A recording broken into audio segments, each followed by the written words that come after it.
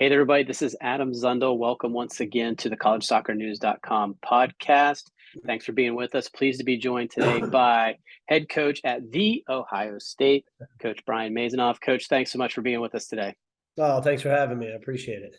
Absolutely. Well, I mean, why not start with the noteworthy win the other day? Kind of had a little bit of everything. You had that lead, and then you still had to find some resolve to beat Northern Kentucky. So tell me a little bit first about that game, and then noteworthy that the first time in program history to go undefeated in non-conference play. That's pretty remarkable. Yeah, I mean, just Northern Kentucky, I thought they played really well, very well coached, and they came at us, and I thought they played a really good game.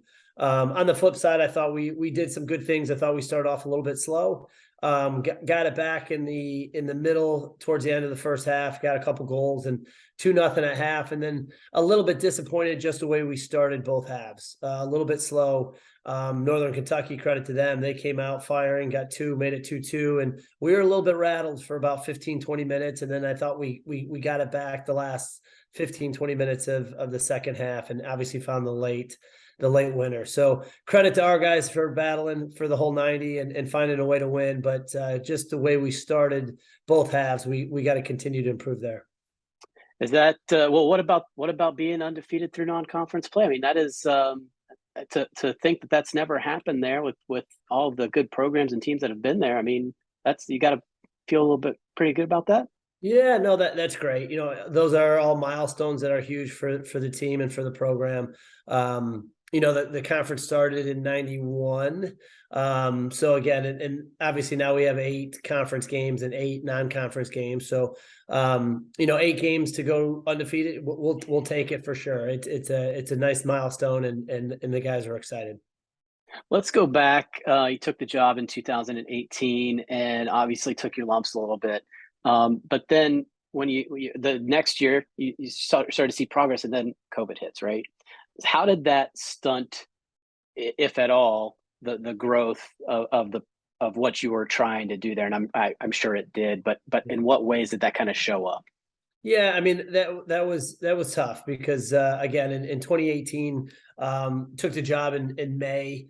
So really the first time that the guys heard my voice was in preseason. So we knew it was going to be a challenge, and credit to the guys in that 2018 to get a new coach that they don't know anything about or haven't even heard.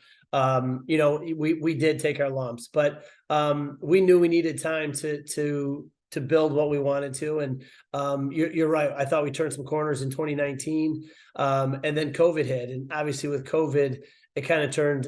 And everybody had to experience that, obviously. But, you know, when you're building something and you need time to train and you need time to develop, and you're teaching principles and you're teaching kind of what we wanted to bring to Ohio State, you know, it slowed it down. But again, everybody kind of had that as well. Just tough when you're building something. So it slowed it down. And then last year, you know, we saw a big change. Now the results didn't come like we wanted to last season, but you could tell, you know, we said it in between the 18s. I thought we played some good soccer. We really had to tighten it up in the critical areas. But again, we had a fairly young team in the back in terms of freshmen or, you know, a center back that this is the first year that he was playing. So to return probably about 90% of our game minutes from last year to this year was huge for the group. Well, that was going to be part of my question, so you beat me to a little bit. But so is the difference between, you know, some of those margins last year to this year just come down to experience? I mean, a little bit. I mean, so every preseason, I've said this a few times, every preseason, it was like, almost like we had to start over. So we had to teach principles. We had to do this, and this.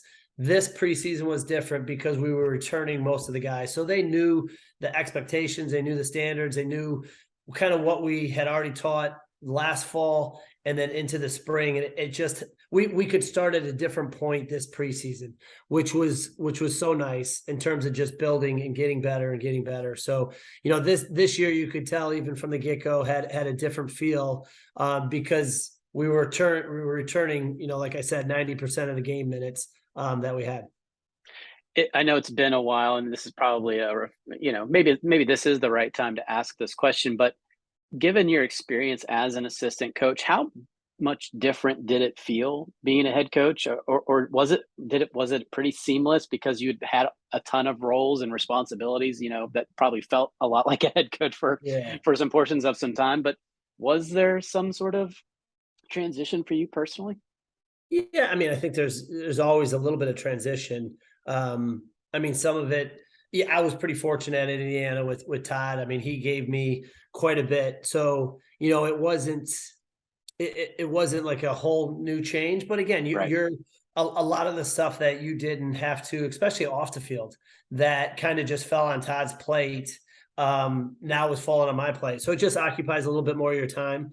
But I kind of knew that coming in. And I mean the changes, it just Indiana was obviously, we were the program's pretty well established, and as you said, in 2018 we took our lumps, so that was a little bit different in terms of where we were as a program. But I'll tell you what, it's all great learning lessons for myself, for the program, and credit to all the guys, not only this year but since 2018, and just in terms of turning those corners and dealing with COVID. And it's great to see kind of where the success the team's having now.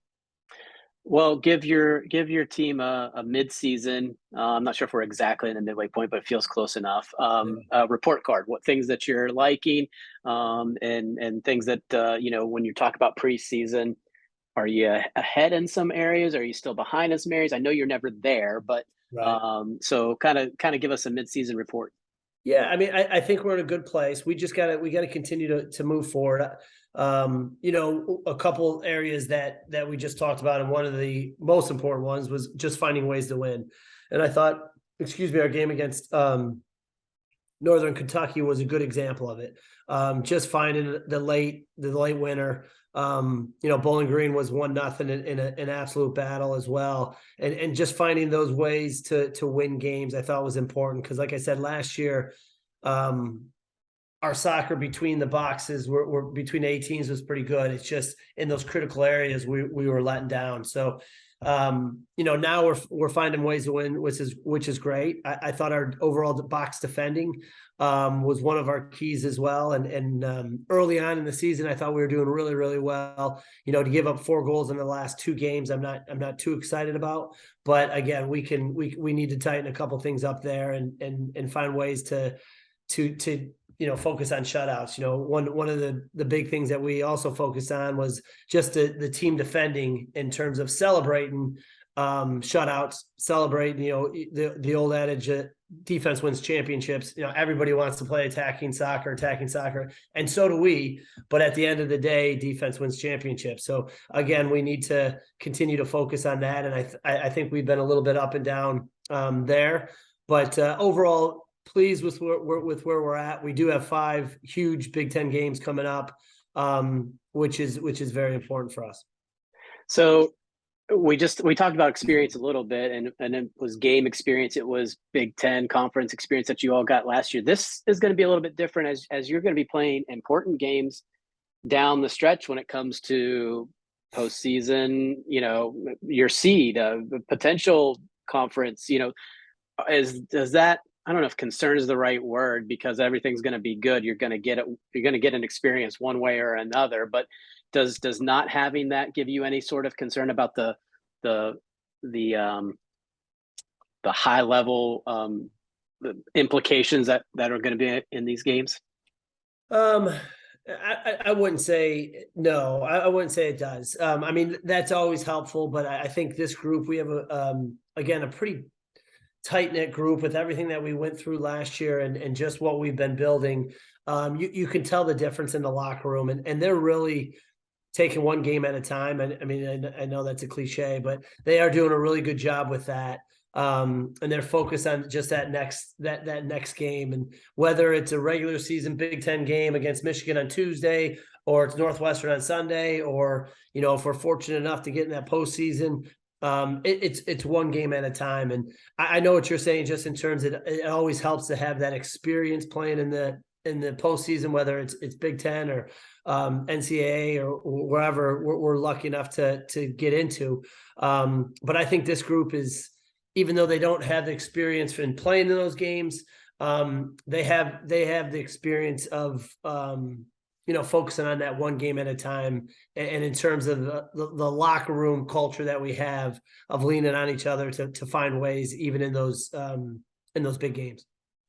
So you talked a little bit about defensively. Offensively, though, you've got, Xavier and Lauren. So in addition to a host of other people that are finding the back of the net for you, do you like having a bunch of different weapons, or would you prefer to have that one guy up top that makes everything happen? And I'm going to guess, because you've got a lot of balance now, but you do have some players that can emerge as that as well. Absolutely. I mean, as long as we're scoring goals, I really don't care who scores them. I know what you're saying, to have that one go-to guy that you can always count on to get you that goal. But we are finding goals from multiple different players, which I do like. And I honestly, I really don't care who the goals come from, whether they come from our center backs or like Luciano subs in and scores a game winner, or whether it's our starting nine or whatnot. As long as we're creating goals and we're finding the back of the net, I don't care where they come from. All right. Philosophical question about the game. No overtime this year. So what are your thoughts on that, just in general? I'm curious how the data will play out if after one season, where you can't make sweeping generalizations, but just curious as to how it's affected, what you like about it, don't like about it, and does it affect the way that you manage the 90 minutes?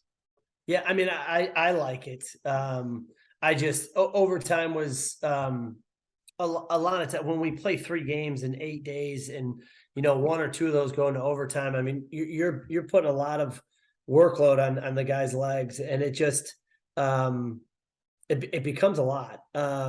So I like the no overtime. If you have to go for that win and you're focusing on that, then at the 75th minute, you got to start making some tactical adjustments. If you're the team that needs to win or wants to win or whatever the case may be, you don't have to wait for overtime. Now you can go for it at the end of the second half. And but mainly for me, even for us, we would have 4 overtime games right now. That could be an extra 80 minutes. And depending when that 80 minutes kind of fell into, that's a lot when you're talking about those 3 games in 8 days. And, we had a couple of those, and, 2 of them are travel, and then you throw in another 40 minutes of soccer. And I mean, it's so hard on these guys in terms of their bodies. So I do like it. Well, and I think one of the things that's not talked about is potentially the inequity, right? Because if you're playing 2 overtime games, but your opponent was 90 and 90, now you're coming on, and you're playing that in that third game. Exactly. There's a little bit of inequity there. Yeah. So anyway, I'm just been curious as to the way, because I think the other part of that too is you're just going to accelerate your decision making, right? Rather than making a decision in the first overtime, you're going to make it in that 75th minute or things like that. So I'm not sure how many things change. It just happens at a different pace. Right. Yeah. All right. Well, just kind of, I'll let you go on this one. And again, I appreciate the time. Just what are the biggest challenges for you here down the stretch? You're in a good spot. You want to keep it going. You want to keep building. How do you keep doing that? What is the message at training today? Well, today we actually have off, which is nice. Tomorrow. Believe it or not, we're actually, this is the only week that we can actually give 2 days off. So after Northern Kentucky, they had yesterday and today off, which is a way for them to get away. We don't play until Tuesday. So to have that, what is that, 6 days, 7 days? I mean, just usually doesn't happen.